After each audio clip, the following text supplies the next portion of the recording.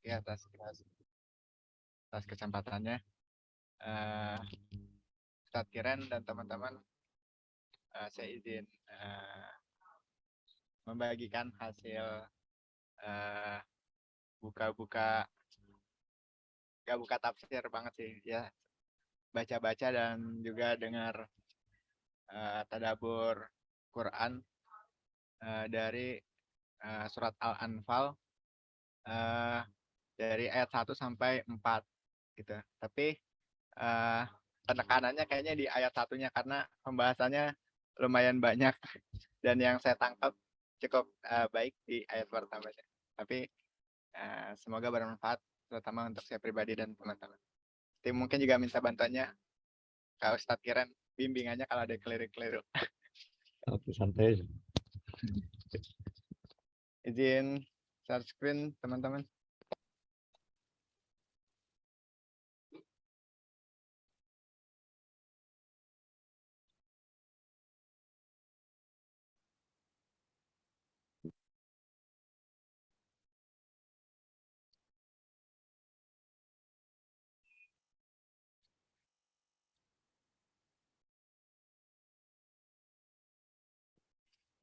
Bismillahirrahmanirrahim. Assalamualaikum warahmatullahi wabarakatuh.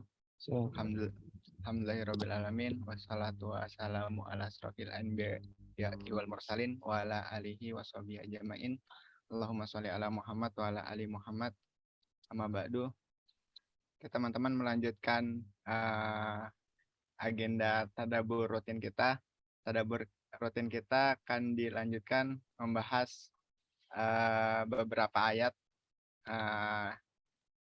yaitu Quran Surah Al-Anfal ayat 1 sampai 4.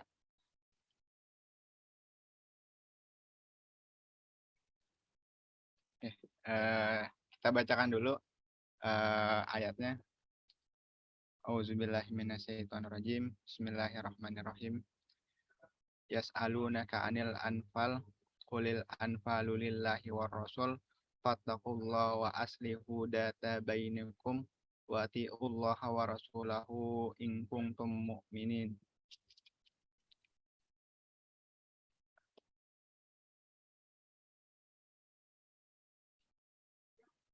Innamal mu'minuna alladzina idza dzukirallahu wajilat qulubuhum wa idza tuliat 'alaihim ayatuhu zadatuhum imana wa ala rabbihim yatawakkalun. Alladzina yuqimuna sholata wa mimma razaqnahum yunfiqun. Ulaika humul mu'minuna haqqan lahum darajatun inda rabbihim wa maghfiratu wa rizqun karim. Sadaqallahul azim.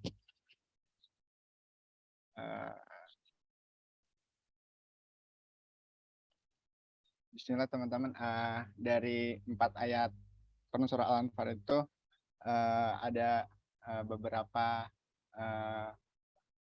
pelajaran yang dapat kita ambil, yaitu dari ayat yang pertama, Yas'alunaka 'anil anfal, yaitu mereka bertanya kepadamu Nabi Muhammad tentang pembagian harta rampasan perang gitu ya. Jadi ketika itu para sahabat bertanya kepada Nabi Muhammad tentang harta rampasan perang, dan latar belakang dari turunnya surat Al-Anfal ayat pertama ini adalah ketika perang Badar, teman-teman.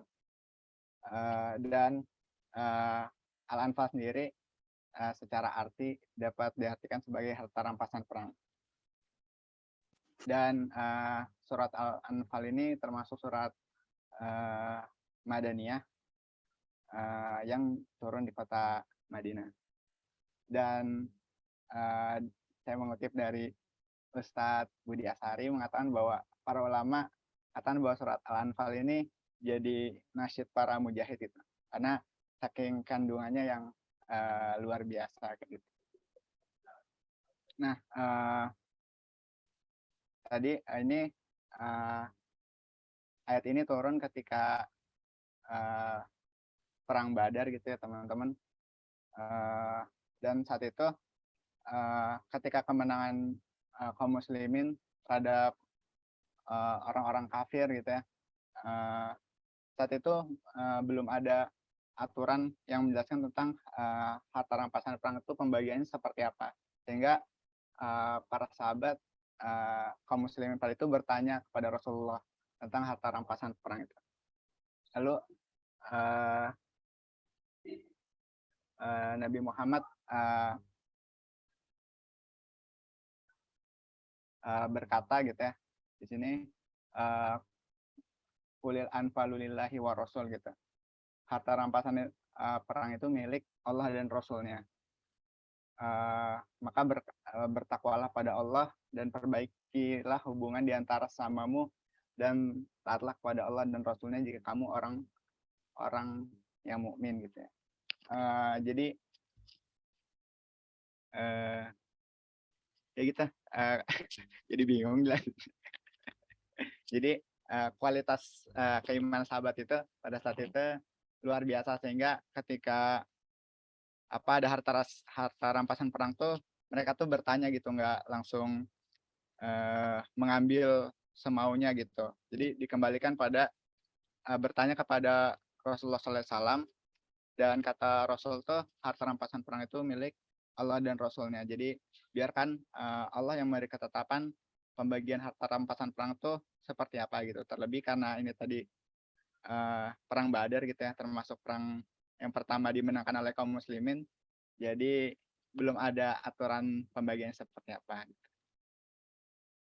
Tadi karena keimanannya mereka bertanya. Karena pada saat itu kaum muslimin terbagi menjadi 3 golongan, teman-teman. Ada yang menjadi pasukan yang paling depan berperang kayak gitu ya. Jadi mereka merasa berhak bahwa kami yang berjuang di garis terdepan gitu ya, sehingga kami berhak. Jadi ini agak mundur. Jadi sebelum bertanya tuh mereka kayak berselisih gitu ya. Siapa yang dapat lebih banyak gitu ya. Ada yang berjuang di garis depan gitu, merasa bahwa kami yang memerangi kaum musyrikin gitu, sehingga harus dapat banyak. Ada juga golongan yang kedua yang menjaga Rasulullah SAW. Itu mereka pun merasa bahwa harusnya kami juga dapat banyak gitu ya, walaupun nggak memerangi, tapi kami yang menjaga Rasulullah SAW dari serangan-serangan musuh yang mengincarnya. Terus ada juga golongan yang ketiga, yaitu golongan yang mengumpulkan ini gonimah itu atau harta rampasan perang itu. Karena kami yang mengumpulkan, harusnya kami dong yang mendapat lebih banyak, kurang lebih kayak gitu ya. Akhirnya ditanyakan kepada Rasulullah SAW. Lalu di sini lanjutan ayatnya, maka bertakwalah pada Allah dan perbaiki hubungan di antara sesamamu dan taatlah kepada Allah dan Rasulnya jika kamu orang-orang yang mukmin gitu. Di sini ketika para sahabat tuh mengharap jawaban berapa banyak sih pembagian yang kami dapatkan gitu. Tapi yang para sahabat dan kaum muslimin dapatkan adalah ajakan atau perintah tentang bertakwa, memperbaiki hubungan, dan taat kepada Allah gitu. Dan bahkan keterangan tentang pembagian harta rampasan perang itu baru ada di ayat ke-41 surat Al-Anfal itu. Kita ayat yang pertama, teman-teman. Mungkin banyaknya di situ, tapi mohon maaf kalau agak belibet menjelaskannya. Oke, lanjut di ayat kedua. Sesungguhnya orang-orang mukmin adalah mereka yang jika disebut nama Allah, gemetarlah hatinya, dan jika dibacakan ayat-ayatnya, pada mereka bertambah kuat imannya. Dan kepada Tuhannya lah mereka bertawakal. Nah, di ayat 2 ini, dan nanti akan bersambung ke ayat 3 dan ke ayat 4, di sini dijelaskan tentang tanda-tanda orang yang beriman gitu ya. Satu, yang pertama itu hatinya lembut. Jadi orang yang beriman itu ketika disebut nama Allah tuh hatinya gemetar gitu ya. Hatinya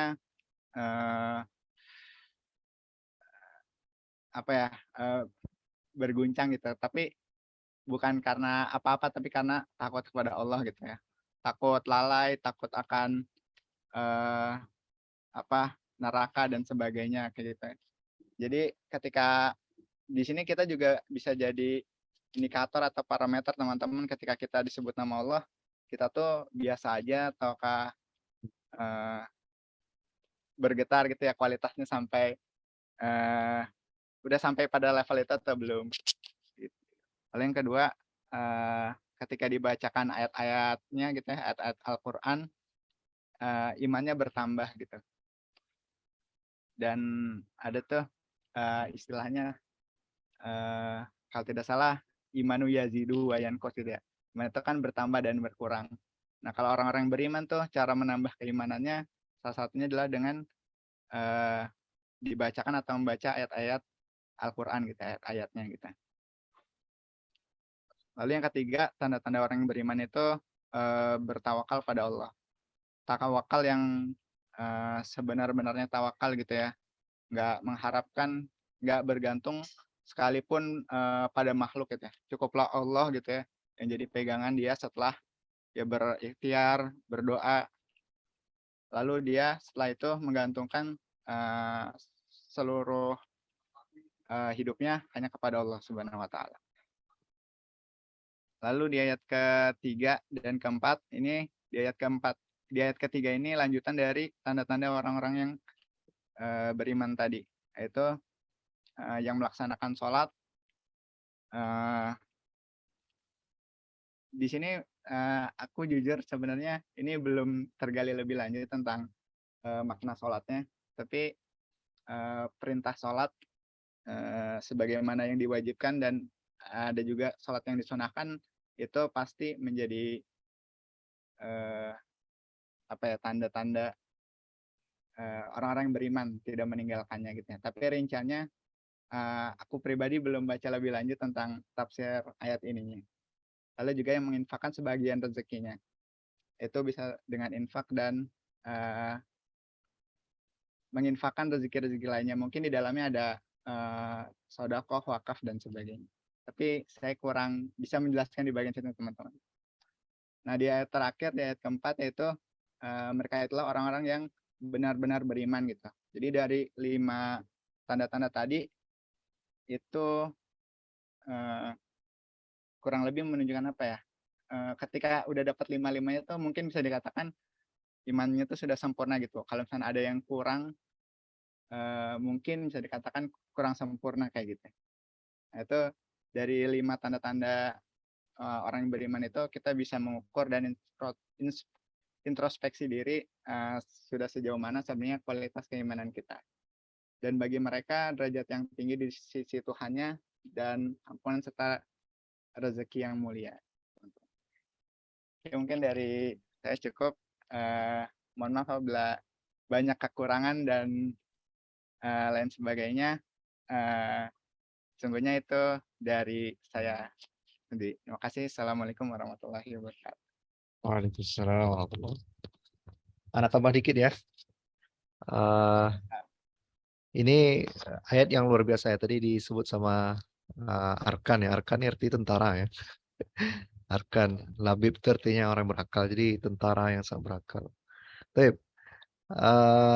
jadi kalau antum tahu bahasa Arab, jadi harta rampasan peran ini apa bahasa Arabnya? Ada tiga kosakata yang menggambarkan harta rampasan peran. Ada yang tahu nggak?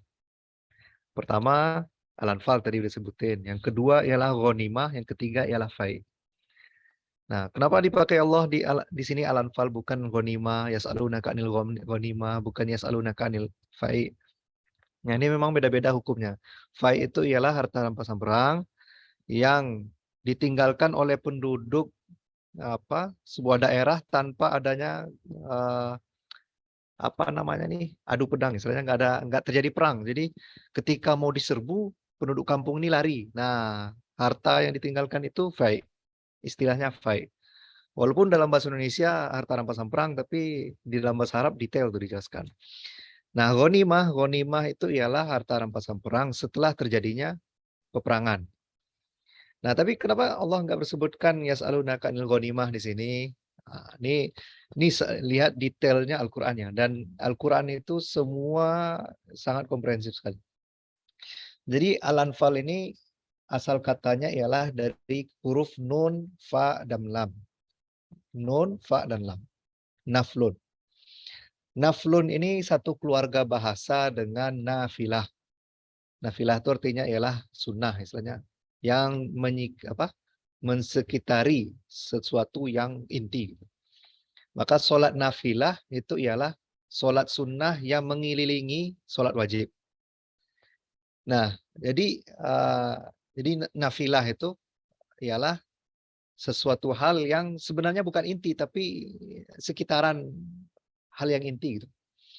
Nah, di sini dipakai sama Allah untuk menggambarkan harta rampasan perang ini, karena pada mulanya pasukan Badar ini mereka mempersiapkan diri bukan untuk berperang, tapi untuk mencegah kafilahnya Abu Sufyan. Jadi secara niat dan kesiapan batin mereka bukan untuk berperang, tapi untuk mencegah kafilah dagang. Nah, lihat gimana pemilihan kata pun Allah mencocokkan dengan keadaan psikologi tentara Badar. Nah, lihat kalau misalnya Al-Quran ini, Kota Liman, memang buatan manusia, nggak akan mungkin tuh dipikirin masalah hati batin yang itu tersembunyi. Nah, ini menandakan memang lihat detail Al-Quran itu juga menandakan bahwa Allah itu sangat tahu dengan isi hati pasukan Badar itu ketika mereka mau pergi, itu bukan untuk berperang, tapi untuk nafilah itu, untuk tujuan selain perang, yaitu mencegah mencegah kafilah dagang. Itu yang pertama. Ini kalau mau antum dapati lebih dalam lagi di mukjizat Al-Quran di sini, ini baca tafsirnya Said Qutb ya, fi Zilalil Quran. Lalu Allah lebih memfokuskan perbaiki hubungan kalian dengan Allah. Lalu disebutkan setelah itu tanda-tanda orang yang beriman itu bagaimana gitu. Jadi istilahnya setelah orang awalnya kalian berperang untuk mencegah kafilah dagang, lalu kalian berjanji kepada Rasulullah untuk berperang karena Rasulullah yang perintahkan, bukan karena tujuan untuk ghanimah. Nah, lalu innamal mu'minun ini kalau kita bahas juga panjang juga, habis juga waktu kita. Tapi ikhwatal iman rahimahullah, jadi sebelum ayat ini bercerita tentang peperangan, diingatkan lagi tentang kualitas pribadi seorang muslim itu. Kualitas seseorang itulah yang nanti merapat beramal jama'i untuk berjuang di jalan Allah. Nah, ini dan kekuatannya hakiki itu memang kekuatan ruhiyah. Badan bisa lelah, badan bisa capek, tapi kalau ruhiyah sudah memberikan kekuatan, itu badan yang capek, yang mungkin kaki kita yang pincang, mata kita yang buta, itu akan nggak akan menjadi uzur lagi.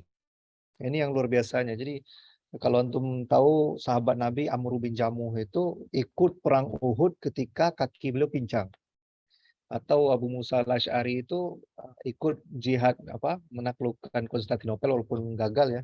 Itu ketika berumur 80 tahun dan beliau belum jalan pun bungkuk. Jadi istilahnya kalau ruhiyah orang benar, maka dia akan mencari-cari alasan untuk bisa beramal soleh. Nah, ini kalau innamal mu'minu, kenapa pakai innama di sini? Innama ini kan adatul hasar, membatasi. Dia terdiri dari inna dan ma. Inna menekan, ma itu menafikan. Jadi sesungguhnya orang beriman itu ialah sifat-sifat yang ada di ayat ini. Dan siapa yang tidak terindikasi ada sifat-sifat ini dalam hati dia, maka ada tanda tanya, berarti memang apakah benar dia menjadi orang yang beriman. Nah, itu. Jadi innama itu maksudnya. Jadi kalau orang ini memiliki sesungguhnya sifat orang beriman ini. Jadi kalau siapa yang tidak memiliki sifat ini, maka dia keluar dari sifat keimanan itu. Nah, ini yang harus kita selalu wanti-wanti. Harus ada nih sifat ketika mengingat Allah, wajilat qulubuhum. Kalau dibacakan ayat Al-Quran itu bertambah iman kita gitu. Lalu di sini wa ala rabbihim yatawakkalun, wa ala didahulukan dulu kepada Allah dia bertawakal. Dan kenapa Rabbihim, kenapa wa ala ilahihim, kenapa Allah tuh tidak menggunakan wa ala ilahihim wa ala Allahi yatawakkalun, kenapa wa ala Rabbihim. Nah ini luar biasa. Ini kita bedah dikit ya, karena ini menambah keimanan dan sama menguatkan hati kita. Beda ilah, Rob sama Allah itu sangat apa ya, penting. Ilah itu artinya Tuhan, tapi Tuhan yang menjadi objek sembahan, objek yang disembah, objek untuk berdoa. Tapi kalau Rob itu ialah Tuhan yang mengatur, mengelola, menumbuhkan. Kalau Allah itu berarti lafzul jalalah yang sudah ma'rifat. Itu nantilah karena agak detail besarannya. Tapi antara ilah sama Rob nih. Nah, kenapa di sini di ayat Al-Qur'an ini enggak wa ala ilahin wa ala ilahihim yatawakkalun, tapi kenapa Allah menggunakan wa ala rabbihim yatawakkalun? Karena kata yang cocok untuk menjelaskan tawakal itu ialah Tuhan yang mengelola, yang mengatur, yang mengembangkan, yang meluaskan, apalagi yang memanage semua apa yang ada di langit dan di bumi. Tapi kalau digunakan wa ala ilahihim kepada Tuhan yang tempat dia solat, tempat dia meminta tolong, tempat dia berdoa, nggak cocok artinya. Jadi lihat detailnya Al-Quran itu. Jadi kenapa Ana ingin membahas ini, karena kalau Al-Quran itu sudah makin melunakkan hati antum, ini masalah fikih ini turunan nanti itu. Jadi kenapa tawakal itu digunakan Rabbihim, karena kita bisa bertawakal kepada zat yang mengatur. Ini lalu lintas siapa yang mengatur? Oksigen, berapa kadar oksigen di dunia ini siapa yang mengatur? Agar tidak bertabrakan matahari dan bumi, siapa yang mengatur? Kepada dialah kita bertawakal, bukan kepada gaji kita, bukan kepada bos kita, bukan kepada pekerjaan kita. Tiba-tiba bisa jadi datang lagi corona, nggak tahu kita. Jadi wa ala rabbihim, kepada Tuhan yang mengatur semesta ini, yang mengatur virus pandemi ini ada atau enggak, Allah Subhanahu wa taala. Jadi tawakal kita yang benar-benar itu ialah kepada Allah. Nah, ini nanti yuqimuna shalah wa mimma razaqnahum. Jadi itu lebih kurang ya istilahnya, biar melunakkan hati antum, merulah ulaika humul mu'minuna haqqan. Kalau dia bertawakalnya benar, baru dibilang sebagai mukmin yang sebenarnya. Gitu lebih kurang ya, misalnya ini untuk melunakkan hati kita lah. Baik, Anda mau belajar lagi, mana sirah nih?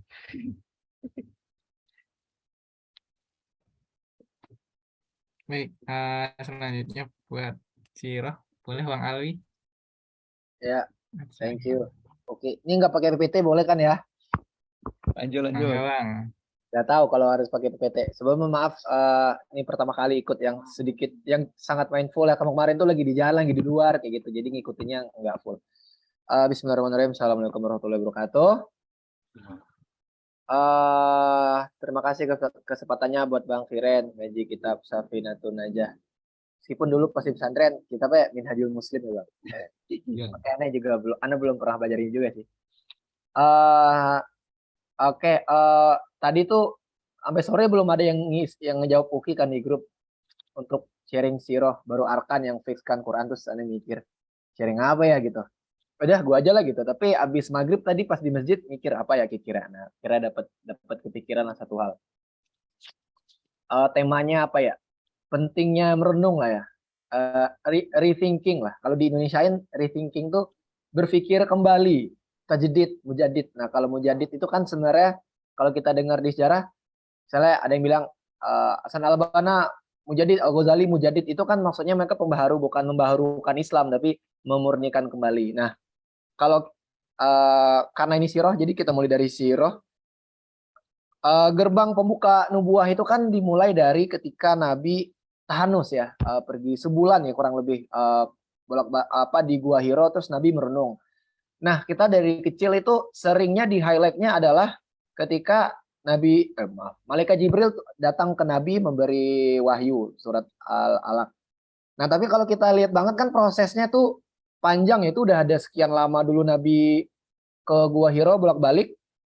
Sebenarnya Nabi ngapain gitu? Nah, di sana tuh Nabi itu meresahkan masyarakatnya waktu itu yang jahil lah, menyembah berhala, kejahatan dan semacamnya, dan berpikir tentang keagungan alam. Nah, hingga puncaknya level di mana wahyu itu turun.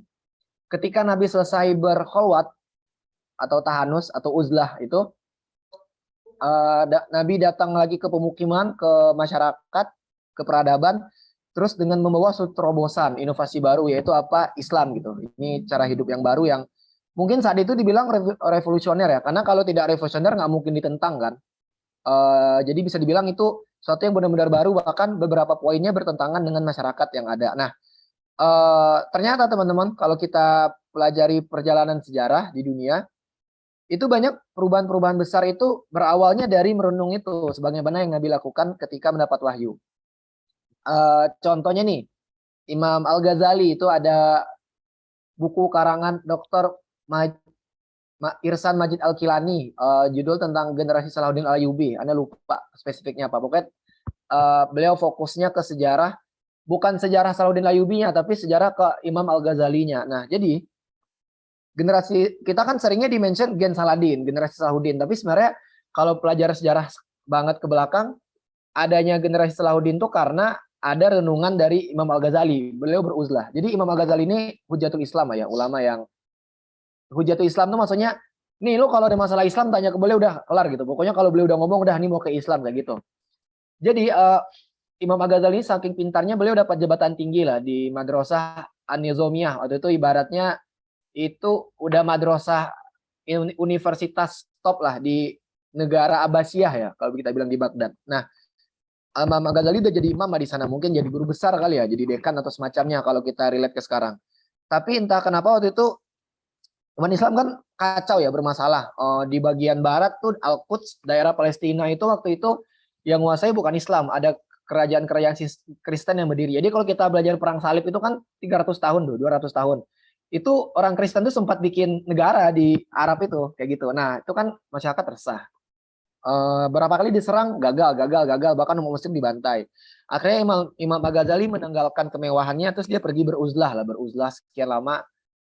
Nah, Anda lupa sekian lama berapa, pokoknya jauh lah, sampai boleh ke Damaskus kalau nggak salah, ninggalin Baghdad ke Damaskus. Sekian lama beruzlah, lalu beliau kembali ke peradaban, ke masyarakat. Lalu apa yang dihasilkannya, beliau punya gagasan kalau kita tidak bisa memenangkan umat Islam sekarang kalau kita langsung perang, usir pasukan salib semacamnya.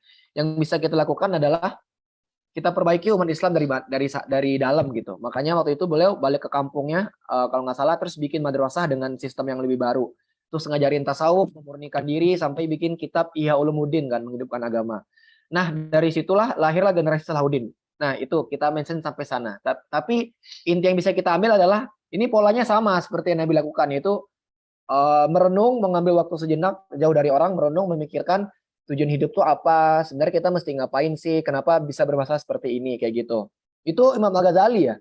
Nah, kalau kita relate lebih dekat lagi nih, itu Soekarno tuh juga begitu teman-teman. Kalau kita baca biografi Soekarno yang ditulisin di Adams tuh Soekarno cerita kan, pas jadi Soekarno itu menemukan gagasan Pancasila itu, mengidekan Pancasila itu ketika lagi di ND itu tempat beliau diasingkan tahun 1938 kalau nggak salah. Nah, bahkan sekarang tuh kalau di sana itu masih ada rumah Soekarno-nya diasingkan sama dijadiin monumen lah. Ada kalau saya ingat aneh ya, di internet lihatnya ada patung beliau lagi duduk di kursi melihat ke arah daerah lepas gitu. Nah, di sanalah Soekarno katanya memikirkan tentang ide-ide Pancasila, menjawantahkan nilai-nilai masyarakat. Jadi banyak pemimpin besar kalau kita pelajari biografinya rata-rata lahir dari hasil renungan, dan itu kalau kita lihat ke Nabi juga melakukan. Berarti kan sebagai muslim ya itu sunnah hasanah kita kan. Nah, poin yang ingin saya sampaikan adalah berangkat dari itu penting bagi kita umat muslim ya, itu mengambil waktu lah dalam sebagian hidup kita untuk merenung kembali gitu. Apalagi nih hidup di era sekarang yang kalau ibaratnya orang korporat Jakarta hustle culture ya, dan Anda nggak tahu kenapa anak muda mengaminkan itu yang muslim emang harus gitu hidup berlomba-lomba gitu. Iya nggak apa-apa sih, cuman kebanyakan orang jadinya hidupnya ngejar materi lah, goalsnya terlalu pendek sehingga dia lupa sebenarnya goals kita di dunia itu kan mencari ridho Allah, tapi dia yang dilakukannya justru cuman sekedar menyelesaikan skripsi, nyelesain kerja, dapat gaji gede, udah gitu. Karena Mungkin karena jarang merenung kayak gitu. Jadi itu yang mau di-sharing malam ini, diambil poin dari tahanusnya Nabi ya. Pentingnya merenung bagi seorang muslim. Sekian saya kembalikan ke MC. Wabillahi taufiq wal hidayah. Assalamualaikum warahmatullahi wabarakatuh. Waalaikumsalam Waalaikumsalam warahmatullahi warahmatullahi wabarakatuh. Makasih Ya. Bang Alwi sharingnya. Bang Kiren mau nambahin atau langsung materi? Nah, ya memang sih kitab Ihya Ulumuddin ini itu beyond dari fikih gitu. Jadi beliau mencari hikmah kenapa orang berpuasa, lalu membagi tabiat orang berpuasa jadi 3, puasa khawasul khawas itu memang orang yang udah level beliau filosof tapi juga hatinya lembut gitu. Itu yang memang derajat yang nggak bisa dicapai kecuali memang orang-orang khusus. Nah itu memang Imam Al-Ghazali, kalau antum mau belajar ini fikih ini kan masalah ya halal, nih rukun, nih syarat. Tapi kalau mau memperdalam lagi kenapa orang itu harus wudhu, apa simbol dari tetesan air yang keluar dari wudhu. Nah itu memang dari Imam Al-Ghazali dapatin. Itu memang harus juga kita belajar istilahnya baca dan menghayatinya. Nah itu memang menyebut Imam Ghazali tadi itu udah merinding juga nah tadi. Jazakallah khairan, jazakallah khairan Alwi. Insyaallah. Ini langsung aja ya, Ana share screen. Kita Baik Bang, silakan. bahas mana dia? Mana dia? Oke. Kita kemarin udah bahas dari kalau selain rukun iman, rukun Islam, tanda-tanda balik, lalu syarat-syarat menggunakan batu. Nah, batu ini makosid dari kan toharoh itu ada 2 untuk raf'ul hadas, mengangkat hadas dan menghilangkan najis. Mengangkat hadas itu ada 3 caranya, dengan wudhu, dengan tayamum, dan dengan mandi. Lalu wasilah-wasilah toharoh itu ada 4, dengan air, dengan tanah, dengan kulit, lalu dengan batu. Nah, definisi batu juga kita sudah definisikan ya, yang benda mati, lalu yang bisa menghilangkan qali'an, lalu tahiran. Nah, setelah ini kita baru belajar tentang faraidul wudu. Faraid ini apa? Faraid ini dari faridah, kewajiban wudu. Sebenarnya kalau bahasa yang lebih familiar itu rukun wudu. Nah, di sini rukun wudu ini ada 6 nih, pelajaran SD insya Allah udah dihafal ya. Pertama niat, nanti niat ini akan Ana lebih panjang lagi bahas di fasal setelah ini karena niat tertib. Oke, rukun pertama itu niat, yang kedua ialah ghuslul wajhi, membasuh muka. Nah, muka, definisi muka itu ialah gimana ya?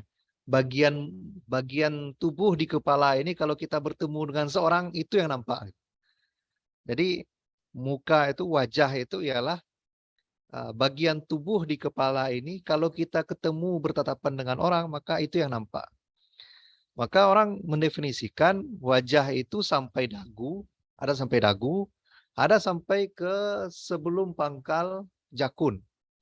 Nah, ini berakibat kepada khilafiyah para ulama sampai mana wajah ini harus dibasuh. Karena dan apa saja yang harus ditutup auratnya bagi perempuan. Karena mendefinisikan wajah ini enggak sama gitu. Jadi ada ulama itu yang mengatakan basuh wajah itu sampai dagu saja. Tapi ada yang sampai ke pangkal atau pertemuan antara dagu dengan jakun. Nah, tapi ini khilafiyah yang ya karena efek dari pemahaman bahasa Arab, cara mendefinisikan juga berbeda. Tapi ada sebuah sunnah yang disampaikan oleh Abu Hurairah. Ketika itu beliau menjelaskan hadis Nabi, Ana lupa bahas hadis Nabinya, tapi Ana ingat kata Abu Hurairahnya. Jadi Rasulullah itu mengetahui umatnya seperti kalian mengetahui satu kuda putih di antara kuda hitam. Jadi ada gerombolan kuda hitam. Nah, ada satu ekor saja kuda putih. Maka Rasulullah tuh mengidentifikasi umatnya seperti itu. Bisa mengetahuinya. Nah, dari mana beliau ketahui? Dari bekas-bekas wudhunya. Jadi Muslim itu diketahui sama Rasulullah ketika melihat bekas wudhunya. Seperti kita mengetahui ada kuda putih di antara gerombolan kuda hitam. Nah, kata Abu Hurairah, wa may yastati ayyutilla ghurratahu falyaf'al. Siapa yang bisa, barang siapa yang mampu untuk memperbanyak cahaya tanda ghurrah nih tanda kuda tadi ya. Ghurratahu falyaf'al. Maka lakukanlah. Jadi kalau wajah itu mungkin definisi fikihnya ialah sampai dagu, maka boleh sampai ke kena rambut di atas sedikit, ke telinga mungkin boleh dibasahin dikit sampai bawah dagu ini boleh. Nah, jadi ini kalau masalah rukunnya itu sampai dagu atau sampai jakun ini boleh. Tapi silahkan kalau antum gosok sampai ke bawah ini juga nggak apa-apa. Oke, jadi pertama ialah membasuh wajah. Yang kedua ialah yang pertama tadi niat, yang kedua ghuslul wajhi, membasuh wajah. Yang ketiga asalisu mana ini pensil? Oke, asalisu ini ya. Asalisu ghuslu yadaini ma'al mirfaqaini. Membasuh tangan sampai siku. Ma'al mirfaqaini bukan sampai, maksudnya bersama siku, sorry. Jadi membasuh tangan bersama siku. Jadi siku ini juga harus masuk. Gimana kasusnya kalau orang yang puntung tangannya? Puntungnya apa bahasa Indonesia? Tangannya putus. Maka selagi ada bagian wudhu yang tersisa, maka dia wajib membasuhnya. Kalau misalnya mungkin dia diamputasi sampai ya sikunya, maka siku yang tersisa itu juga harus dibasuh. Nah, kalau misalnya yang dia yang diamputasi misalnya itu dari lengan gitu, maka dia nggak wajib membasuh tangan kanan atau tangan kirinya yang teramputasi itu. Tapi selagi masih ada anggota tubuh yang masuk dalam faraidul wudu, maka dia wajib membasuhnya. Dan ingat-ingat ma'al mirfaqaini, ini mirfaq ini masuk ya. Nah, nyambung ke hadisnya Abu Hurairah tadi, Abu Hurairah itu mengamalkan kalau membasuh tangan itu sampai ke setengah dari setengah dari sikunya, setengah dari siku, setengah dari lengannya. Jadi sampai begitu ya, ingin memperpanjang cahaya wuduk itu sehingga Rasulullah mengidentifikasi kita. Jadi itu rukun ketiga. Ghuslul yadaini ma'al mirfaqain. Nah, lihat rukun kedua dan ketiga itu dimulai dari ghuslu, yaitu membasuh. Ar-rabi'u, yang keempat, mashu syai'in minar ra'siyah. Ini kata ya. Mashu ini mengusap. Syai'in ini sesuatu. Minar ra'si, dari bagian ra'si ini kepala. Nah, dalam mazhab Syafi'i, berwuduk itu cukup mengenai beberapa helai rambut saja. Nah, ini yang untuk wawasan saja. Sedangkan kalau Abu Hanifah, mazhab Hanafi, dia bilang cukup membasuh seperempat dari bagian kepala. Mazhab Hambali, beliau bilang membasuh sepertiga dari Maliki dan Hambali bilang membasuh semua kepala. Nah, ini semuanya ada dalilnya. Hanafi kenapa dia bilang seperempat? Ini hadis Nabi nggak ada ditemui, berjuta-juta hadis dibaca nggak ada seperempat. seperempat bagian kepala. Ini dari mana Abu Hanifah nih bikin bid'ah nih? Bukan bikin bid'ah, tapi karena wawasan kita yang belum tahu.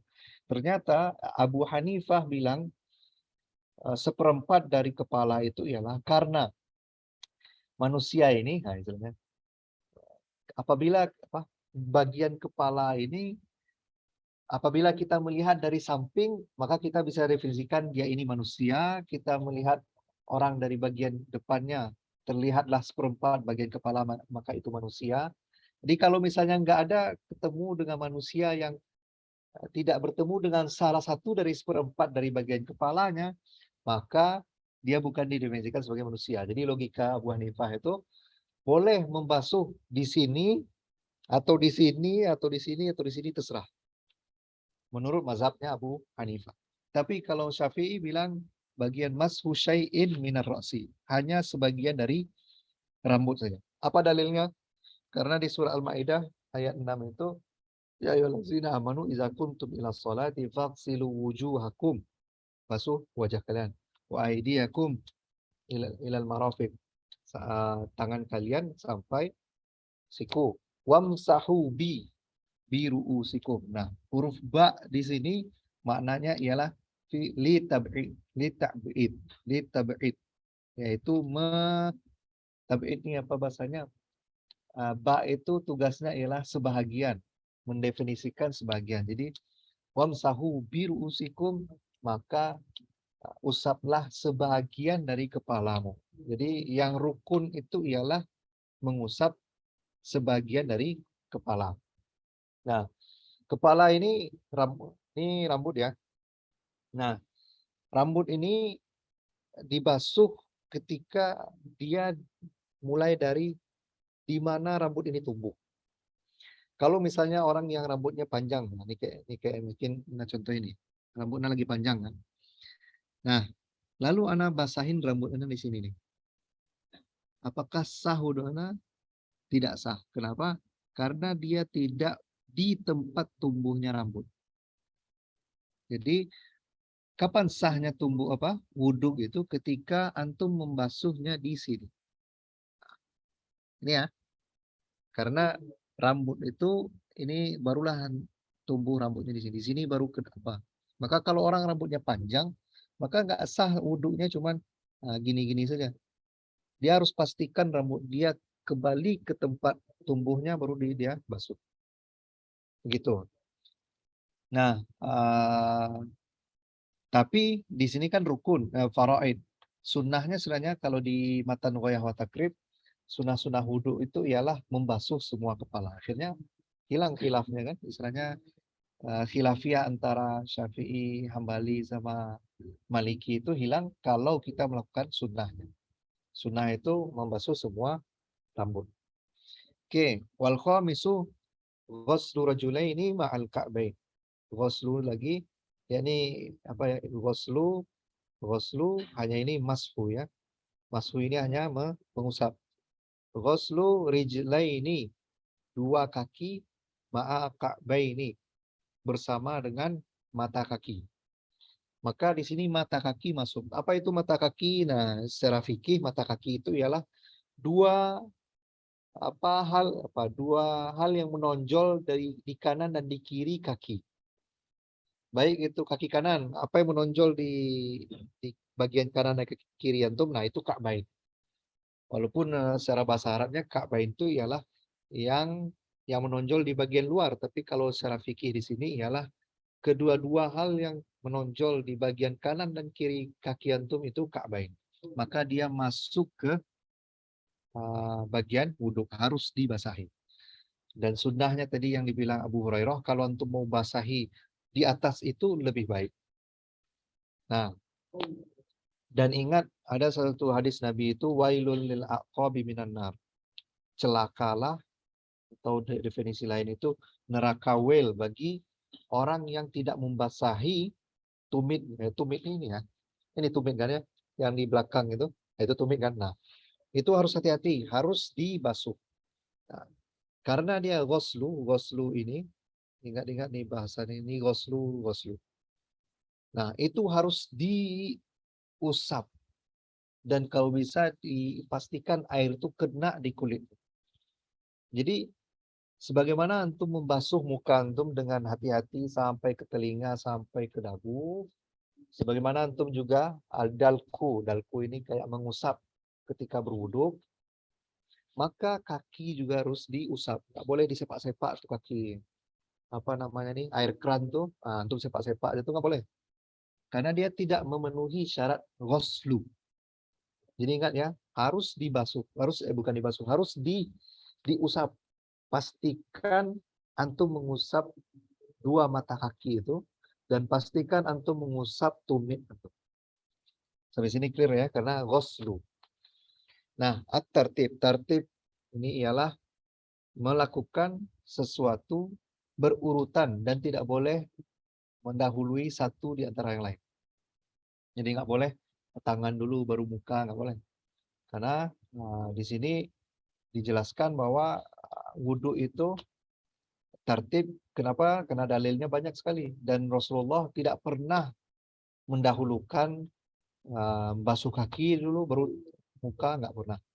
Dari sinilah diambil kata tertib.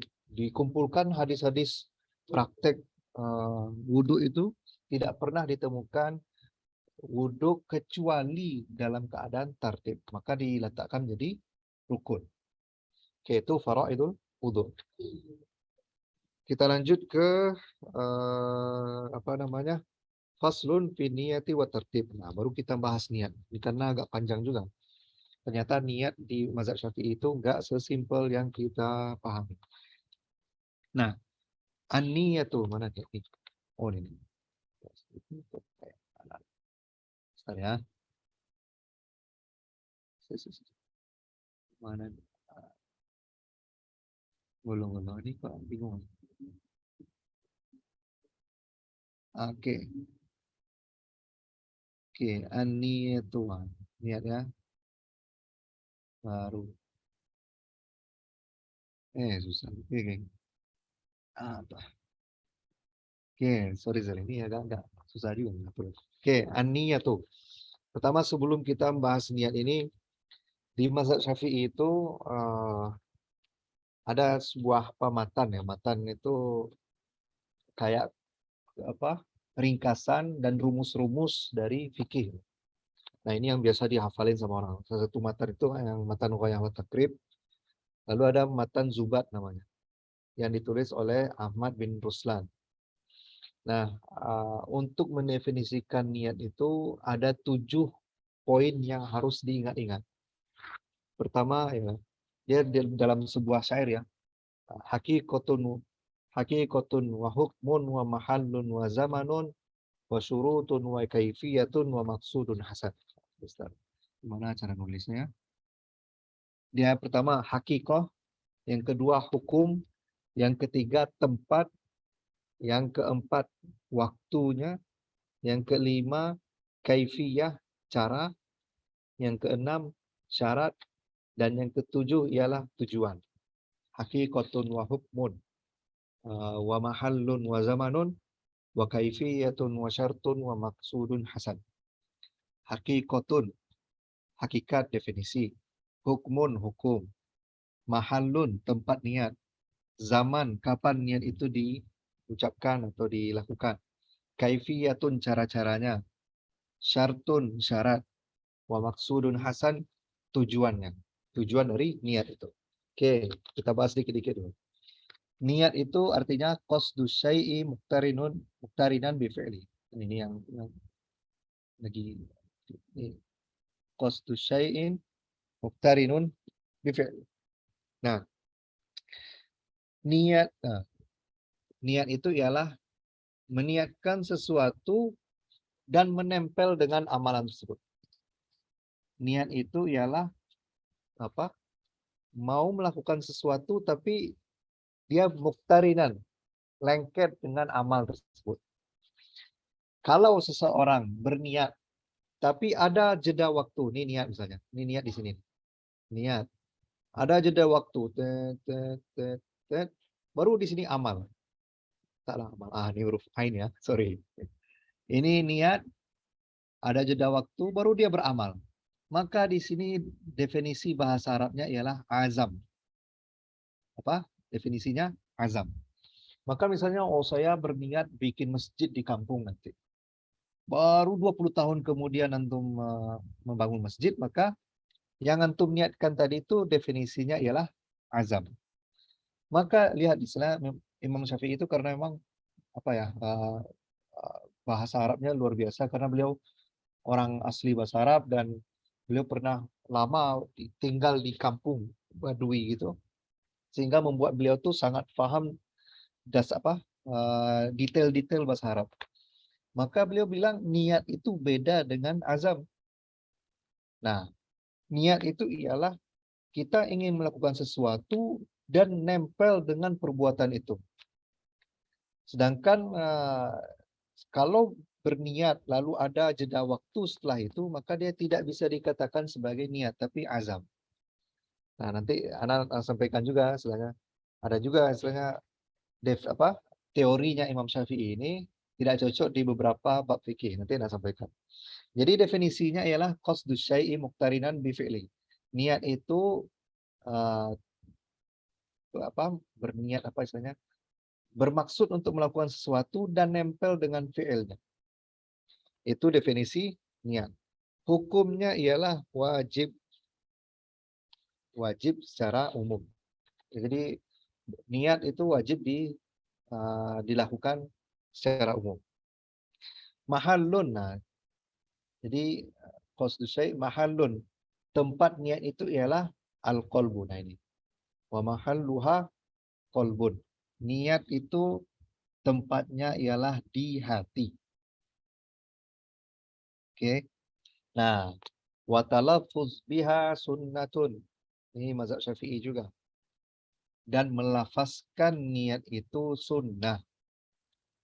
Nah, kenapa sunnah ini? Dari mana dalilnya? Sebenarnya nggak ada dalil dari mazhab Syafi'i ini. Tapi kenapa dia dikatakan sunnah? Liyusa'ida insan qalbahu. Agar mendamaikan atau membantu manusia untuk mengatur hatinya. Jadi talafuz bin niat ini sunnah dengan tujuan untuk mendamaikan atau menenangkan hati dia.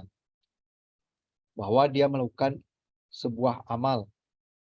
Nah, karena kan contoh kayak antum sholat sunat subuh sama sholat fardu subuh. Itu sama-sama 2 rakaat. Tapi kadang kalau nggak kuat hati, istilahnya nggak jelas di dalam hati ini sunnah atau fardu, maka dilafazkan. Nah, ini Islam, ini sholat sunat subuh, sholat sunnah fajar, gitu. Jadi hakikatun hukmun mahallun, nah zaman lagi. Zaman waktuha inda ghusli awwali juz'in minal wajhi, ini ketika berbicara tentang wudhu. Kapan niat wudhu itu dibacakan? Inda ghusli awwali juz'in, ketika membasuh bagian pertama dari wajah. Jadi disitulah dibacakan niat. Karena niat itu muqtarinan bi fi'lin, harus nempel dengan amalan itu. Maka niat wudhu ialah dibacakan ketika ketika mau memulai membasuh muka.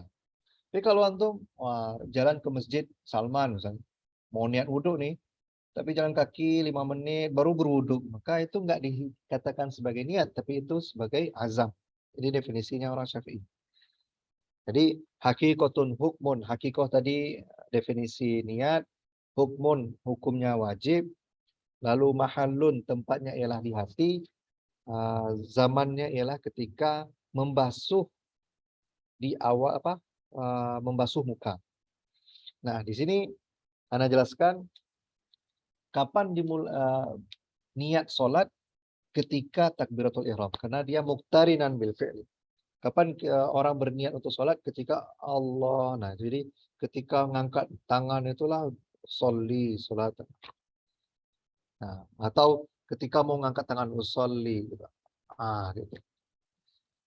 Oke, dan di banyak ibadah-ibadah yang lain. Contoh kayak mandi wajib misalnya. Kapan antum meniatkan mandi wajib? Ketika mau mau membasuh muka kah, atau pas ketika berwuduknya, pas mau basuh tangan itu, nah niatkan. Niatnya di dalam hati, karena di toilet nggak bisa Bismillah kan. Ingat-ingat tuh. Niatkan, karena membedakan antara antum mandi wajib dengan mandi sunnah Jumat, kan harus dibedakan. Kalau enggak akhirnya antum udah mandi, udah basah semuanya, tapi lupa niat.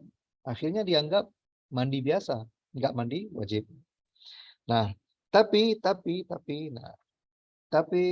rumus atau teorinya Imam Syafi'i ini ada pengecualian. Karena beberapa bab fikih itu enggak bisa diniatkan ketika muqtarinan bifi'lin. Apa contohnya? Berniat untuk berpuasa. Niat puasa nggak bisa antum tungguin terus azan subuh baru nawaitu sauma syahr Ramadan. Karena nggak bisa. Kadang kan kita ada yang orang yang tertidur lah habis sahur ya kan. Ada yang nggak bisa sahur karena kesiangan ya kan. Dan itu dalil-dalilnya banyak karena Rasulullah ketika beberapa kali itu nggak makan sahur, baru bangun ternyata udah siang, misalnya udah mau subuh gitu kan, dan udah azan subuh, berarti kan nggak berniat puasa Ramadan kan. Nah, makanya di bab ini tidak bisa qasdu syai'i muqtarinan fi'li.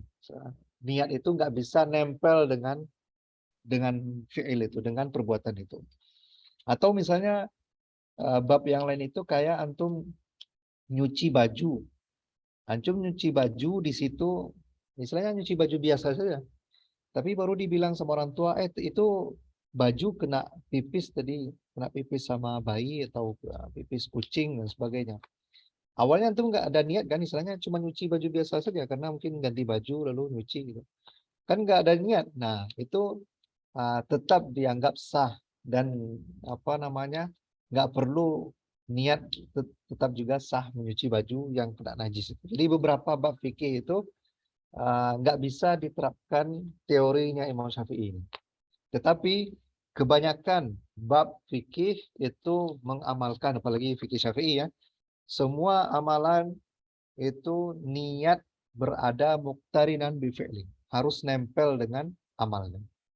Mau sholat harus nempel tuh niat dengan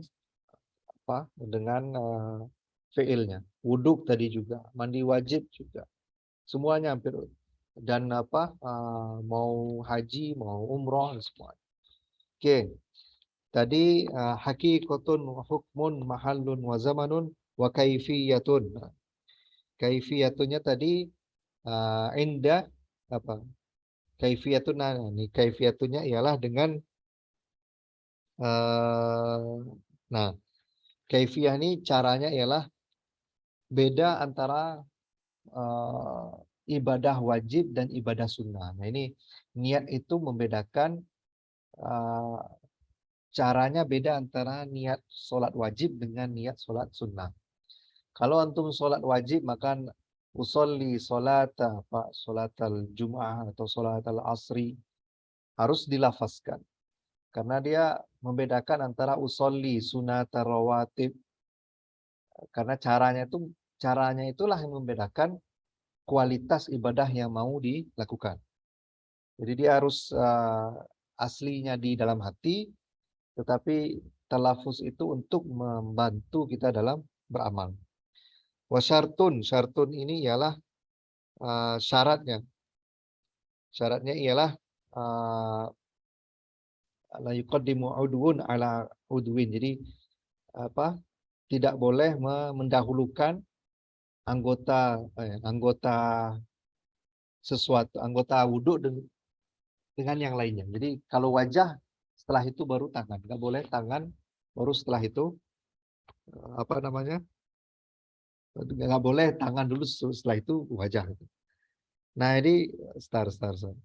Oke. Oke. Wa maksudun hasan. Nah, maksud niat itu terakhir ialah maksudul hasan. Karena niat itulah yang membedakan, pertama, membedakan antara ibadah dengan kebiasaan.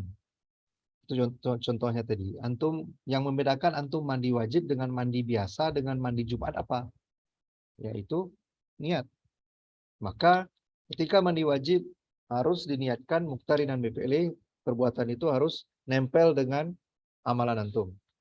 Saya berniat untuk mandi wajib. Nah, di dalam hati itu baru dibasuh tangan kah, karena mungkin sunnahnya tangan lalu wudhu, atau ketika antum di sungai mau mandi wajib kan, maka niatin dulu dalam hati mau sholat, mau mandi wajib, barulah berenang.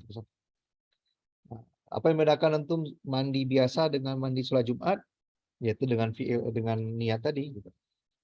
Nah gitu ya.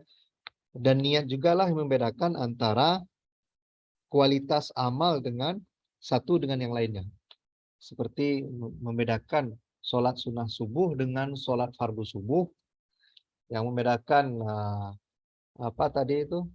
ini sholat mutlak atau sholat yang sunnah, atau ini puasa sunnah atau puasa wajib, ini puasa Arafah atau puasa Nabi Daud, ini puasa Senin Kamis atau puasa bujang. Nah itu yang membedakannya ialah niat.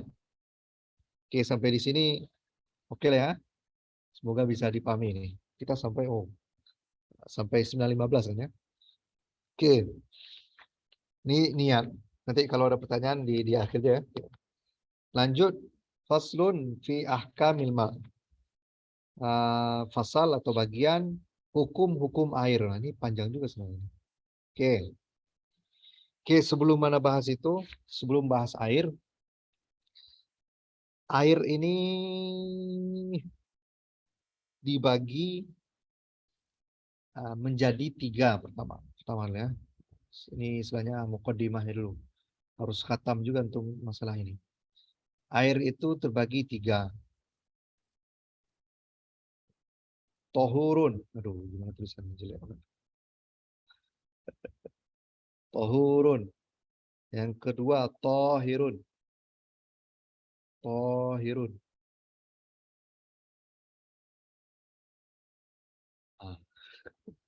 Yang ketiga, najis. Najis. Oke. Ini pembagian air. Nah, tohurun, tohirun, najis. Ini beda 1 sama 2 ini apa nih? Tohur sama tohir apa beda? Nah, tohurun. Tohur itu ialah air yang suci dari zatnya dan bisa mensucikan yang lain. Kalau di matan Ghayah wa Takrib ini ma'un tahirun mutahhir. Air yang suci mensucikan. Nah, itu yang sudah di Indonesiakan itu tohurun. Apa contohnya? Ialah air-air yang turun dari langit, keluar dari bumi, dan baqiya ala khilqatihi, ini apa bahasa Indonesianya? Kekal dalam bentuk aslinya. Maksudnya ialah tetap jernih, nggak berganti warna, nggak ganti warna merah, nggak ganti warna coklat. Baqa'u ala khilqatihi. Jadi semua yang turun dari langit, yang keluar dari bumi, dan yang sifatnya seperti air biasa, maka itu air tohurun. Air hujan, air salju, air sungai, air laut, apalagi air sumur, lalu air yang di baskom, karena dia nggak berganti warnanya, nggak berganti warnanya, nggak berganti baunya, nggak berganti aromanya, rasanya juga tidak berganti. Maka ini ma'un tahurun, air yang suci secara zatnya dan bisa mensucikan yang lain. Lalu tohirun, yang kedua nih, tohirun ialah air yang suci tapi tidak bisa mensucikan. Air yang suci tapi tidak bisa mensucikan. Apa contoh-contohnya air yang sudah tercampur dengan sesuatu yang tohir yang lainnya, seperti teh dicampur ke air, maka air teh tidak suci, tidak mensucikan. Walaupun dia suci, kita pegang tuh air teh kan nggak najis deh. Jadi kita pegang air teh kena ke baju, itu nggak bikin kita nggak bisa sholat. Antum beli cat time misalnya kan, nah, tumpah tuh di baju, maka baju itu tetap bisa digunakan untuk sholat karena dia tohir. Tetapi antum nggak bisa berwudu dengan air janji jiwa, kopi janji jiwa itu nggak bisa berwudu. Atau antum nggak bisa mandi wajib dengan air susu karena dia suci, antum pegang dia suci. Antum basahin baju antum dengan kena air susu boleh, tapi dia tidak bisa digunakan untuk berwudu. Nah, dia hanya tohir tapi tidak mensucikan. Contoh yang lain ialah ma'un musta'mal. Nah, ini definisi yang jarang diketahui orang. Ma'un musta'mal, air bekas lah. Bekas ini apa? Air bekas berwuduk atau air bekas toharoh itu suci tapi tidak bisa digunakan lagi untuk bersuci. Misalnya antum berwuduk, tapi air wuduk antum tuh antum tampung di sebuah baskom. Wuduk, ya kan, basahin, ditampung di sebuah baskom. Air itu suci, tapi tidak bisa digunakan lagi untuk berwuduk, tidak bisa lagi digunakan untuk mandi wajib, tidak bisa digunakan untuk membasuh najis. Itu ma'un musta'mal. Oke. Sampai di sini jelas ya, tohir nih air suci, tapi tidak bisa mensucikan. Kalau ma'un najis, nah ma'un najis inilah yang nanti dibahas di sini. Ma'un najis itu ialah, pertama, dia ada dua nih. Air kurang dari 2 kulatain. 2 kulatain ini ingat-ingat kulatain. Kulatain itu ialah jumlah air yang kalau definisi modernnya ialah kurang dari 270 liter. Kurang dari 270 liter. Nah, ini yang digunakan sama orang NU. Sama Wahbah Zuhaili. Jadi kalau ada sebuah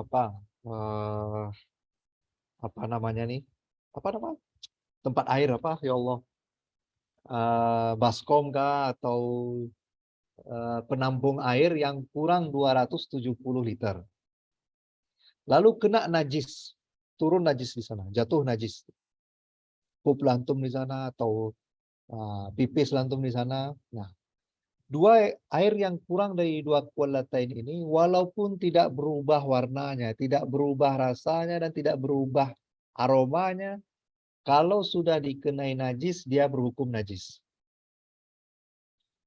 Nah, air yang lebih dari 2 kualatain dia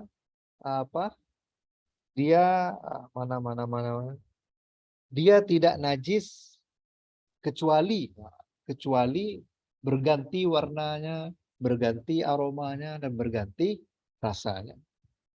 Oke, barulah bisa kita memahami apa yang dibilang di fi ahkamil ma'i. Oke. Tadi udah bilang ya, saya air yang lebih dari 2 kulatain itu kalau ada najis di sana. Nampak ada pup orang di sana kan? Di air sungai. Air sungai kan lebih dari 270 liter. Maka selagi dia lebih dari 270 liter, ada najis di sana, ada orang pipis di sana, maka dia suci kecuali pipis antum tuh merubah sungai semuanya kan, warnanya berubah, atau pas antum wudhu, kok rasanya gak aneh, gitu, tuh najis tuh. Oke, kita baru bisa masuk ke pasal ini. Ma'un qalilun wa kasir, air yang banyak, yang kecil dan sedikit dan banyak. Faqalilu, air yang sedikit ialah maduna kullataini. Definisi air yang sedikit dalam fikih ialah bukan satu gayung, bukan satu ember, tapi yang tidak mencapai 2 kullatain. Jadi kullatain definisi kontemporernya ialah tidak mencapai 270 liter. Aslinya kullatain ini ialah wadah sepanjang 1/4 hasta. Nah, 1/4 hasta, tinggi 2 hasta. Nah, itu baru menampung 2 kullatain. Maka di sini kalau antum bikin nanti ya Allah kok lupa nama kosakatanya. Antum mandi itu ngambil air dari mana? Toran, Bang. Apa? Toran. Yang Dari oren itu, Bang. Tandon bang, tandon. tandan atau dari bak, ya Allah, dari bak. Kalau antum bak kamar mandi itu menampung kurang dari 2 kullatain, maka ada najis sedikit pun dia, walaupun tidak berganti warna, tidak ganti rasa, tidak berganti aroma, dia najis. Tapi kalau antum bak kamar mandi antum lebih dari 2 kullatain, jatuh najis di sana. Antum ada misalnya nih pup di sana atau popok bayi jatuh ke sana. Tapi ketika dilihat nggak berubah warnanya, nggak berubah aromanya, dan nggak berubah rasanya, maka dia tidak najis. Oke, jadi kalau di sini ada ada meternya. Jadi 2 kullatain itu kalau sebuah bak panjangnya melebihi 91 cm, 91,8 ya. 91,8, lebar lebih dari 91,8 cm dan tinggi lebih dari 91,8 cm, maka baru dikatakan bak yang melebihi 2 kullah. Jadi kalau antum nanti bikin rumah atau antum jadi arsitek dari rumah pesanan seorang muslim, maka bikin bak mandi mereka lebih dari 2 kullah. Sehingga kalau misalnya jatuh najis ke sana dengan syarat tidak berubah warnanya, tidak berubah rasanya, dan tidak berubah aromanya, maka dia tidak najis. Nah, wakasir kullataini aksar. Jadi definisi banyak dan sedikit dari sebuah air menurut perspektif fikih ialah 2 kullah. Al-qalilu yatanajjasu biwuqu'in najasah. Air yang sedikit itu najis apabila ada jatuh najis di sana walaupun tidak berubah. Jadi air yang sedikit kalau masuk di sana satu najis atau satu hal yang terindikasi najis kayak popok bayi tadi, maka dia dihukumi najis walaupun tidak ada indikasi warnanya tidak berubah, rasanya tidak berubah, dan aromanya tidak berubah. Ma'un kasir, air yang banyak, la yatanajjas, tidak najis. Air yang lebih dari 2 kullah tadi, bak mandi antum yang lebih dari 2 kullah tadi, tidak najis. Kecuali najis itu masuk dan merubah rasanya, merubah warnanya, dan merubah aromanya. Ini nggak kelihatan. Di sini rif. Oke, rif. Jadi air itu kalau sedikit masuk najis sedikit pun, maka dia menjadi najis. Air yang lebih dari 2 kullah masuk najis di sana, maka belum tentu najis, kecuali tadi berubah warnanya, berubah aromanya, dan berubah rasanya. Sampai di sini oke? Pas 9.15. Panjang juga pembahasan kita ya. Oke. Tapi istilahnya ini harus lengket di kepala sampai hari kiamat. Harus lengket nih, antum kepala keluarga nanti bikin rumah harus lebih 2 kullah. Walaupun nanti masuk bangkai tikus di bak mandi antum. Kalau tidak berubah warnanya, tidak berubah aromanya, dan tidak berubah rasanya, maka itu bak nggak perlu antum bongkar, bukan antum hilangin airnya, enggak. Kuras. Antum kuras, astagfirullah. Anak kok payah kali ini. Ini biasa kalau udah bahasa Arab ini susah cari bahasa Indonesia. Oke, itu lebih kurang ya. Mungkin berarti kita bahas sampai ahkamul ma'. Oke, silakan kalau ada pertanyaan. Yang Siap, Bang. izin. Izin bertanya, Bang. Oke, tafadhol. Oh ya dah. Aku dulu ya, Ki, di kita. Ya. Ada dua, Bang. Pertama, untuk wudhu dengan air yang sedikit banget, kayak misalkan pas safar gitu pakai air aqua gelas yang kecil, itu eh, itu sebenarnya hukumnya gimana, Bang? Kan sedikit, terus membasuhnya ya digosok-gosok misalkan yang buat tangan. Nah, itu atau sebaiknya gimana jika airnya tuh sedikit banget. Nah, terus yang kedua, saat air kolil, air yang jumlahnya sedikit, itu terkena cipratan air mustakmal, apakah masih bisa buat wudhu? Yang Nah. misalkan ada ember kecil, sebenarnya bersih, cuman pas wudhu mungkin kecipratan air-air sebelumnya. Nah, itu mau buat kaki gitu misalnya. Apakah masih bisa? Oke, Anda mulai jawab yang nomor 2 ya. Nomor 2 jawabannya ialah ya, dia tidak suci lagi. Jadi kalau antum berwuduk dengan air yang di sebuah ember, antum wuduk di sampingnya, lalu kecipratan tuh masuk air wuduk antum ke ember itu, maka air di ember ini tidak bisa lagi mensucikan. Tapi kalau antum pakai untuk mandi biasa, bukan mandi wajib sama mandi sunnah, maka itu boleh saja. Antum menyuci baju silakan. Tapi dia untuk digunakan untuk taharah nggak bisa. Untuk Jadi air taharah ya. mustakmal ini meskipun nggak najis, hanya air yang tohirun itu membuat air kolil itu sudah nggak bisa jadi tohurun lagi. Ya, betul. Maka kalau berwuduk jauhin tuh ember-ember. Siap. Begitu. Nah, untuk pertama tadi memang dia sebenarnya wuduk ini selagi terpenuhi semua rukunnya, maka dia sah dengan sedikit apapun airnya. Walaupun satu apa ya, mungkin nggak tahu satu sedikit air ini nggak mungkin ya saya. Tapi mungkin dalam sebuah satu gayung atau satu aqua gelas yang sedikit itu bisa. Antum cari di YouTube ada ulama mempraktekkan wuduk dengan satu aqua gelas itu bisa. Selagi antum memenuhi semuanya.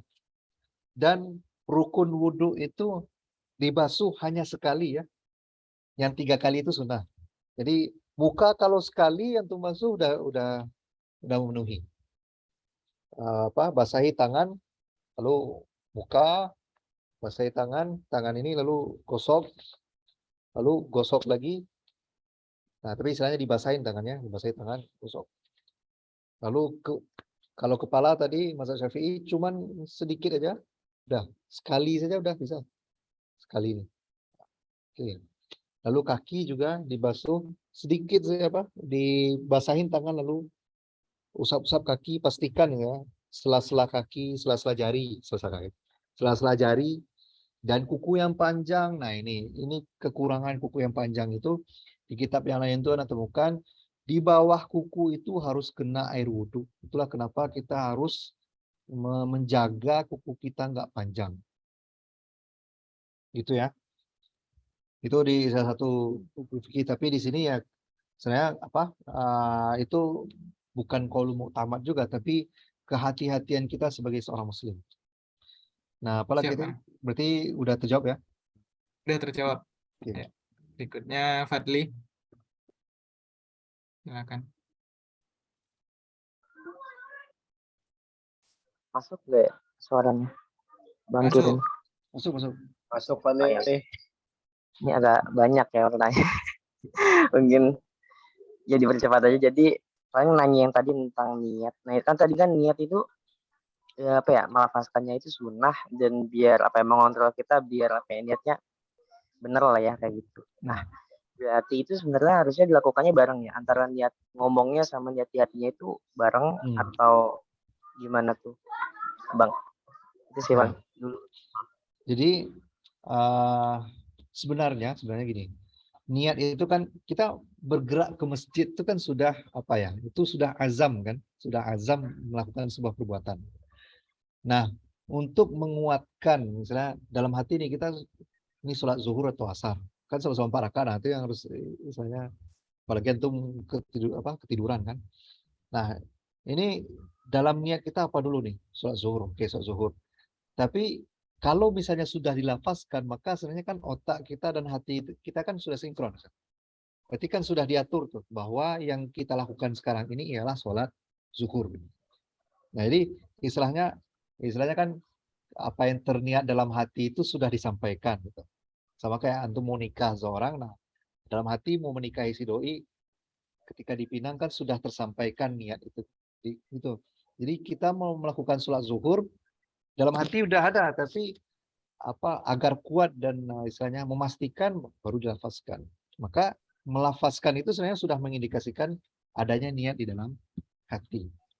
Itu. Oke, baik Bang. Sama konfirmasi lagi, berarti tadi tuh niatnya dibarengi gerakan pertama Bang ya? Iya. Atau Ya, istilahnya dia muktarinan, istilahnya harus bersambung dengan amalan tersebut. Jadi istilahnya antum berniat ketika tangan di bawah itu boleh aja. Sholli Allahu Akbar misalnya. Boleh, karena dia muktarinan. Istilahnya setelah antum usolli tadi angkat tangan.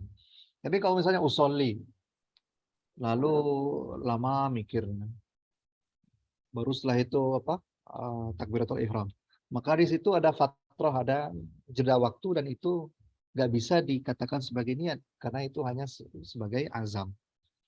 Maka dia harus muktarinan, bifi'lin, harus nempel dengan perbuatan setelahnya. Gitu. ya, Bang. Sama satu lagi Bang, nih terakhir. Paling ini sih, kan biasanya kalau mandi itu kita pakainya ember ya, mungkin kurang dari 2 kula lah gitu kan. Terus misalkan kita lagi mandi, nah tiba-tiba, ya nggak tiba-tiba sih, ya kita awalnya nggak nyadar kalau misalkan air bekas kita ngegayung itu masuk lagi ke ember lah kayak gitu kan. Nah, tapi setelah itu kita sadar lah sebenarnya air yang setelah itu kita gayung lagi kayak, berarti kan maksudnya air yang mustakmal ini yang sudah tidak suci ini kita pakai lagi. Nah, ya. Kita tuh jadi itu kita najis atau harus ngulang lagi dari awal, atau ya kita ganti airnya aja kayak gitu Bang. Nah, jadi dia bukan jadi najis ya, istilahnya dia air yang tohir tapi dia tidak mensucikan. Nah, itu memang itu juga yang membuat ribet ya kalau bermazhab Syafi'i. Tapi kita harus harus inline dengan ilmu kita. Dan kenapa Imam Syafi'i dan mazhab Syafi'i ada teori ini, karena mereka punya dalil juga. Karena Rasulullah tidak pernah berwuduk dengan air wuduknya dan tidak membolehkan orang memakai itu. Nah, jadi maka setelah ini ya gimana, kalau dulu kan belum tahu ya. Berarti setelah ini ketika mandi wajib dia untuk mandi-mandi yang toharoh ya. Mandi-mandi yang untuk mensucikan diri. Maka setelah itu ya agak carilah posisi yang bisa tidak memasukkan air antum ke ember lagi dan tidak memasukkan air ke bak mandi lagi. Memang paling bagus itu pakai shower. Itu ya. Tapi kalau yang maka ya pasti ada tekniknya lah, istilahnya biar nggak masuk air lagi ke ember. Berarti kalau misalkan terjadi gitu Bang, maksudnya berarti ngulang lagi mandinya ngulang lagi karena dia antum bertoharoh dengan air yang mustakmal.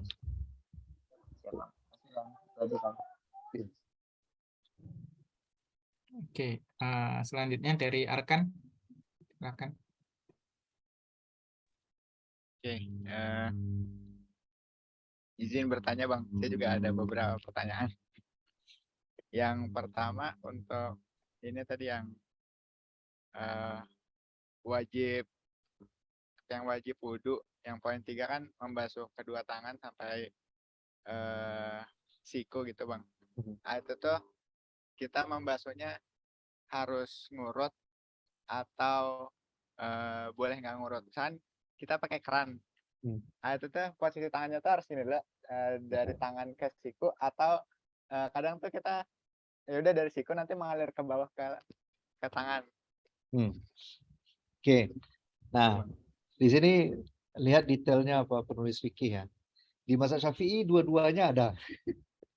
Jadi karena gini perbedaan pendapat para ulama itu karena wamsahu birusikum bukan apa? Waksilu wujuhakum wa aydiyakum ila. Nah, ila ini artinya ialah tujuan. Jadi bahasa Arab itu basuhlah tanganmu sampai ila mirfaq. Jadi sampai ke siku. Jadi ada ulama Syafi'i yang mengatakan bahwa basuh tangan itu dari ujung jari sampai ke sini. Nah, tetapi ternyata maksud ila ini bukan tujuan tapi batas. Nah, jadi batas misalnya dari sini pun ke bawah juga boleh sudah masuk sebagai apa? Sebagai anggota wudhu dan itu sudah memenuhi rukun wudhu. Maka di matan-matan yang di mazhab Syafi'i itu banyak digunakan ma'a mirfaqain bersama dengan siku. Jadi untuk menghilangkan khilaf tadi. Jadi kebanyakan orang salah menyalahkan padahal dia masih satu mazhab. Jadi sebenarnya silahkan antum dulu belajar dari ujung jari ke siku silahkan karena antum memahami kata ila di sana ialah bermaksud untuk tujuan. Jadi waksilu wa aidiyakum ilal marafiq itu boleh dilakukan. Tapi ulama yang lain juga bilang ila itu bukan maksudnya tujuan akhirnya di sana, tapi batasnya ialah mirfaq. Nggak ada masalah. Baik Bang. Yang kedua ini Bang tentang niat juga. Kan kalau di yang wajib berwudu itu kan di situ ditulisnya hanya niat ya Bang. Dan tapi niat itu ada dalam hati dan kalau mengucapkannya itu sunnah. Tapi di kita kan ada lafaz wudu yang mungkin cukup terkenal yang nawaitu doa gitu. Nah itu tuh lafaz itu tuh apakah itu dari mazhab Syafi'i atau itu tuh dari hadis atau gimana Bang?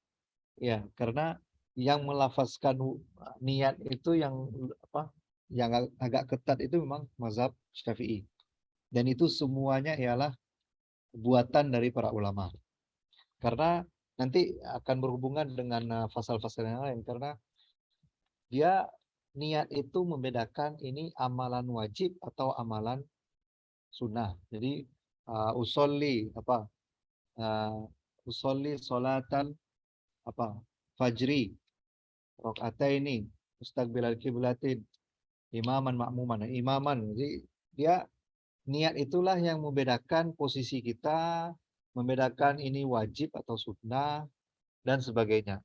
Tapi sebenarnya kalau untuk pakai bahasa Indonesia pun sudah terpenuhi selagi dia membedakan sebuah amalan dengan amalan yang lain. Antum niat untuk apa? Untuk rafil hadas atau niat yang bebas, silakan, nggak ada masalah. Gitu. Jadi memang niat itu untuk membedakan sebuah amalan. Dan paling penting itu ketika ada amalan yang sama jumlahnya, sama wajibnya, maka gimana cara bedakannya? Dengan niat tadi. Atau dia sama jumlahnya, waktunya juga sama. Lalu gimana cara bedakannya? Dengan niat tadi. Kayak sholat sunat subuh dengan sholat wajib subuh. Atau antum sholat misalnya zuhur dan asar, antum ketiduran. Nah, antum ini sholat zuhur qodaan atau adaan? Diperjelas di sana. Karena dia membedakan derajat amal itu dengan niat tadi. Nah, sebenarnya dalam hati tidak cukup kan? Dalam hati tidak cukup. Tapi ya untuk menguatkan hati, nah ini memang ya kalau istilahnya udah terbiasa dengan meniatkan dalam hati, saya udah terkontrol kan. Tapi kalau ini yang kita lihat di masyarakat itu, tangan udah sampai di sini, balik nih. Sampai balik nih. Karena padahal itu was-was setan aja semua. Jadi dia udah kening ini udah berlipat berapa tuh kan, turun lagi karena niatnya belum sampai. Padahal saya dalam hati dia tuh udah dia berdiri di sana kan untuk sholat zuhur, udah ngapain lagi gitu.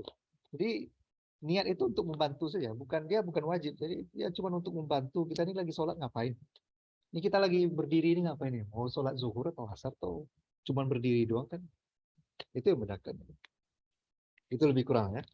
Semoga menjawab. Terakhir Bang, satu lagi Bang. Untuk air, kalau kita punya air yang sedikit kurang dari 2 kulah tadi, terus kemasukan hewan, tapi hewannya hewan hidup, itu masih suci atau sudah berubah statusnya? Kalau dia hewan yang suci, maka nggak ada masalah. Masuk kucing di sana, masuk apa lagi di sana tuh? Apa hewan-hewan yang suci lagi? Selain anjing dan babi, maka dia suci. Masuk nyamuk di sana, masuk kecoa di sana, tetap suci. Nah, kecuali kalau, ini kalau ya, kalau masuk ada hewan yang kita nggak tahu juga dan itu merubah warnanya, mungkin pup dia di sana kan, walaupun hewan kecil pup dia, maka itu merubah warna, kan bisa najis. Pokok yang jadi kriterianya ialah berapa ukuran air, lalu gimana kondisi air. Kalau ukuran air kurang dari 2 kulah, maka dia najis walaupun tidak berubah warna. Tapi kalau dia lebih dari 2 kulah, dia suci kecuali berubah warna. Berubah 3 kriteria. Itu. Kalau ini Bang kayak airnya kurang dari 2 kulah air sedikit. Terus misalkan kemasukan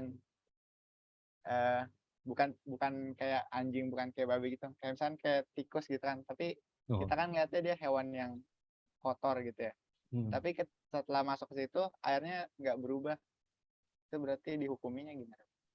Dia sebenarnya suci. Tapi kadang hati itu was-was kan.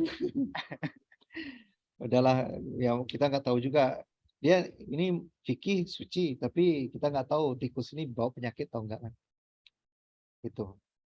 Nah, itu yang istilahnya masalah fikih beda kadang dengan masalah kesehatan, masalah itu.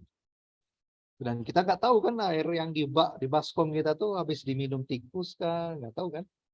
Jadi kalau misalnya lihat gimana Islam tuh bikin kita tenang juga, misalnya kita kan nggak tahu, kita tinggalin tuh toilet kita, minum tikus di sana atau mandi tikus di sana, kita nggak tahu.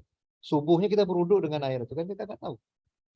Nah, tapi kan itulah Islam itu bikin ya sebenarnya kalau al-yakin la yazulu bisyak kan, sesuatu yang meyakinkan itu tidak akan hilang dengan tidak akan dihilangkan dengan suatu yang meragukan. Kita ragu ini udah dijilat tikus tuh. Tapi kalau dia aslinya tikus itu nggak najis dia hanya binatang kotor. Kotor sama najis beda. Definisi kotor nih beda juga beda setiap bangsa beda nih.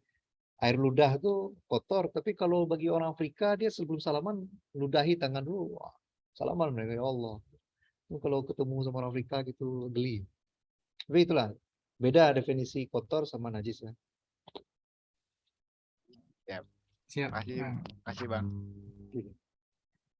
Oh iya, ini udah jam 11:30 lebih. Boleh satu pertanyaan lagi Bang? Oke, silakan. Dari Eki. Nah, silakan Ki. Baik, Ustaz izin bertanya terkait air mungkin ya sama. Ini kasusnya seperti ini kan, air dalam ember misalkan itu kan udah kurang dari 2 kulah ya, embernya kecil kayak gitu. Terus udah tahu bahwa itu mustakmal, terkena cipratan air juga. Nah, tapi kita biarkan air itu ada keran kan biasanya, dialiri. Terus sampai mudal ya, sampai lebar istilahnya. Itu kalau kita pakai wudhu dari ember itu, apakah suci, mensucikan atau gimana Ustaz? Suci dia karena sudah sudah diganti lah istilahnya dengan air yang suci, mensucikan. Itu maka memang berarti kalau ya saya cara paling mudahnya ialah memang gitu. Kita ganti dengan atau tambah dengan air yang suci lagi, mensucikan. Oke. Terus ini mungkin kayak tadi kayak qawaid yakin itu ya Ustaz. Kalau misalkan kita belum tahu nih si air ini kan kita misalkan datang ke WC musola ya. Terus dalam keadaan si airnya itu mati tapi tersisa di bak misalkan, dan tahu bak itu kondisinya kayak kurang dari 2 kula gitu. Terus kita mau berwudu, itu apakah bisa pakai qawaid yang al yakin itu atau memang kita lebih cari ke apik aja Ustaz, atau gimana? Pakai kaidah itu karena yang meyakinkan ialah semuanya bersih. Al aslu toharoh, istilahnya kita menghukumi semua itu bersih dulu. Kalau misalnya terbukti ada najis baru dia menjadi air najis. Terbukti warnanya berganti atau berganti aromanya berganti, lalu warnanya juga ganti, maka baru dikatakan sebagai air yang najis. Tapi kalau air yang di bak lalu kurang dari 2 kula, kita nggak tahu di dalamnya gimana, maka aslinya tohir, suci atau tohurun. Oke, berarti vakum bidohir aja Ustaz ya. Terima kasih Ustaz. Baik, Bang Kiren. Sepertinya pertanyaan-pertanyaan sudah terjawab dan waktunya jam 9:30 malam. Mungkin kita cukupkan dulu untuk materi dan sesi tanya jawab di bab ini. Barangkali ada penutupan dari Bang Kiren, closing statement. Nggak ada sih, tapi ini nyaring sebenarnya kalau untuk udah ingat-ingat rukun wudhu 6, rukun hukum air 2 gitu kan, banyak dikit. Itu sebenarnya tulang-tulangnya itu aja yang antum hafal. Yang penjelasan anak yang panjang-panjang nih misalnya kadang kita refresh ingat lagi gitu. Jadi gitu aja ya. Yang diingat itu tulang-tulangnya 1 niat, 2 basuh muka. Nah, definisi muka itu kan panjang tuh. Yang lain-lain tuh nanti ingat sendiri, tapi yang paling penting ingat tulang-tulang. Udah itu sih. Tulang-tulang ini inti-inti lah ya. Siap, Bang. Terima kasih banyak atas materi dan nasihatnya. Nah, mungkin kita cukupkan dulu untuk kajian pada malam hari ini.